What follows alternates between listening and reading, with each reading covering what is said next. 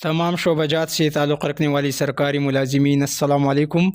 خدام الحجاج یعنی معاونین حجاج کی NTA test 2025-2026 کی لیکچر نمبر 1 کے ساتھ آپ کی خدمت میں حاضر ہو۔ ہمارے پاس یہ لیکچر نمبر 1 ہے۔ اسی ویڈیو لیکچر کے آخر میں ہم بات کریں گے کہ آپ ویورز نے، آپ ساتھیوں نے خدام الحجاج NTA ٹیسٹ 2025-26 کے لیے پریپریشن کہاں سے کرنی ہے، اور الحمدللہ پچھلی سال جو ہم نے پریپریشن کروائی تھی بہت سارے ساتھی جو تھی اس میں کامیاب ہو گئی تھی اور حج کی سعادت حاصل کرنے کے لیے مکہ مکرمہ چلی گئی تھی۔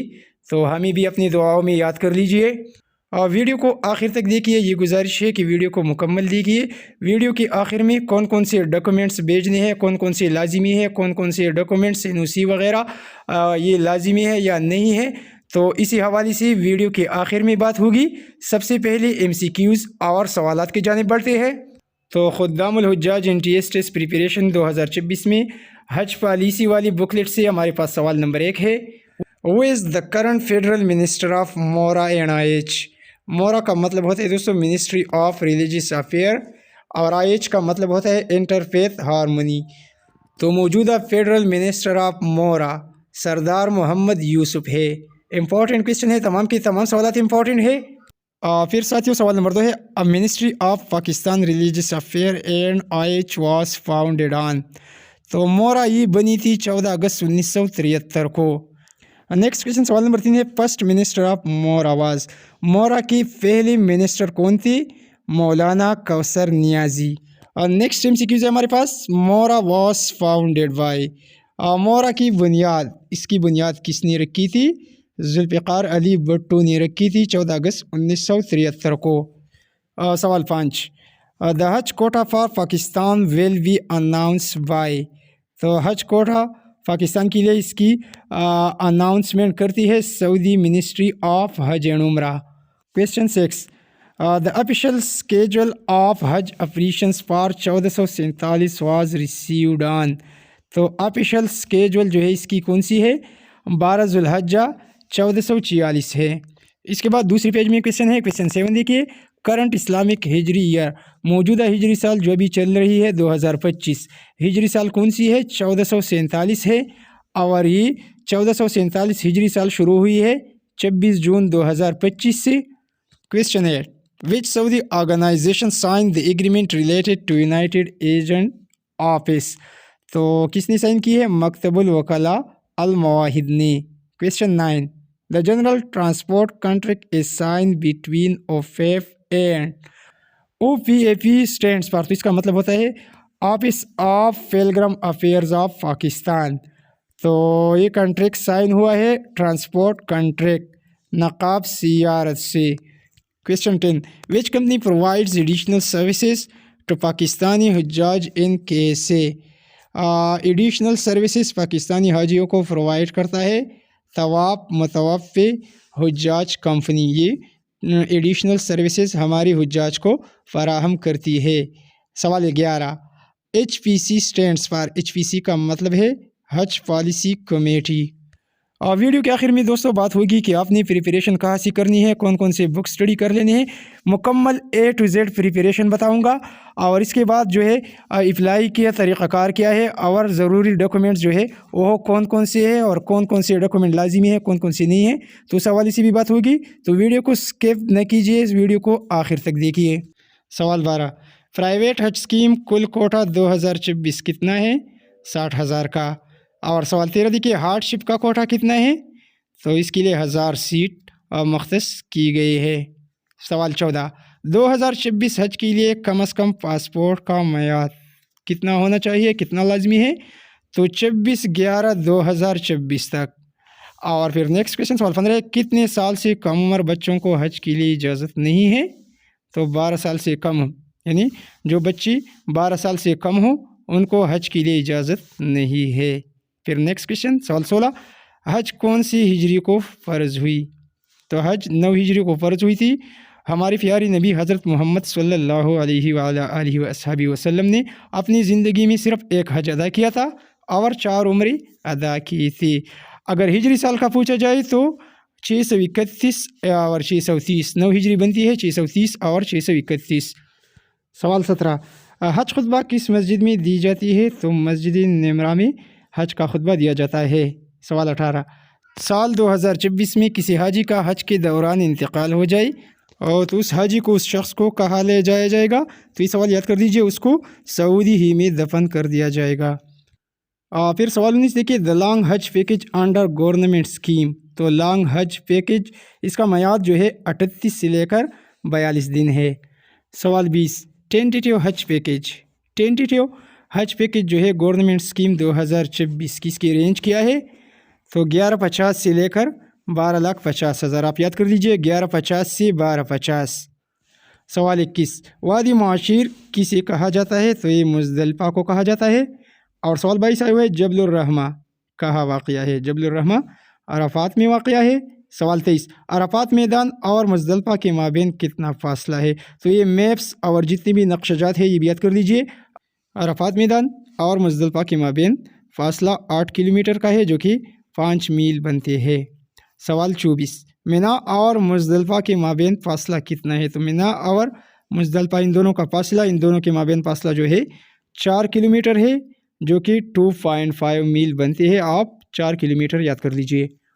फिर हज पॉलिसी 2026 में क्वेश्चन नंबर 25 है on the 10th of दुल्हज Pilgrim stone.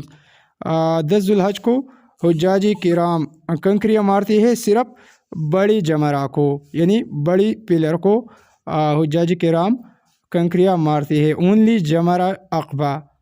सवाल 26 Pilgrim feedback will be collected through. तो पिलग्रिम उनका फीडबैक कलेक्ट किया जाएगा थ्रू पाक हज ऐप के ज़रिए। ये एक मोबाइल ऐप है पाक हज ऐप के ज़रिए। इस पर भी बहुत सारी वीडियो और बहुत सारी MCQs में अपलोड कर चुका हूँ, तो इसी हवाले से भी बात होगी। आप इस तरफ सर्च कर सकते हैं पाक हज app MCQs bye UC learning tube. फिर सवाल 27 से विच बैंक ट्रांसफ़र हज फंड टू सऊदी अरबिया। तो आपने नेशनल बैंक नहीं लिखना। कुछ दोस्त कहते हैं कि ये नेशनल बैंक के ज़रिए ये फंड जो होती है सऊदी अरब ट्रांसफ़र की जाती है सऊदी अरब को, तो ये नेशनल बैंक के ज़रिए नहीं बल्कि स्टेट बैंक ऑफ पाकिस्तान के ज़रिए। ये बिल्कुल करेक्ट आंसर है। नेक्स्ट क्वेश्चन हमारे पास सवाल 28 देखिए, खाना काबा के गिर्द पाए जाने वाले दायरों में सबसे पहला दायरा कौन सा है? तो सबसे पहला दायरा हतीम कहलाती है। फिर सवाल 29 है खाना काबा के 7 चक्कर लगाने के बाद हुज्जाज किराम कहा जाते हैं? तो 7 चक्कर लगाने के बाद हुज्जाज जाते हैं अल मुल्तज़िम को।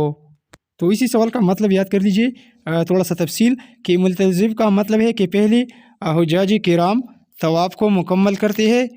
खाना काबा के गिर्द 7 चक्कर लगाने को तवाफ़ कहते हैं। तो काबा के दरवाज़े और हजर अस्वद के दरमियानी हिस्से को मुल्तज़िम कहा जाता है, और जहाँ पर हुज्जाज किराम दुआ के लिए चिमटते हैं। तो खाना काबा के गिर्द 7 चक्कर मुकम्मल करने के बाद हुज्जाज किराम मुल्तज़िम की तरफ जाती है, और मुल्तज़िम वो जगह रही जहाँ काबा का दरवाज़ा और हजर अस्वद के दरमियानी हिस्से को हाथ लगाकर दुआ की जाती है। फिर सवाल नंबर 30 है सही कहाँ से शुरू होती है?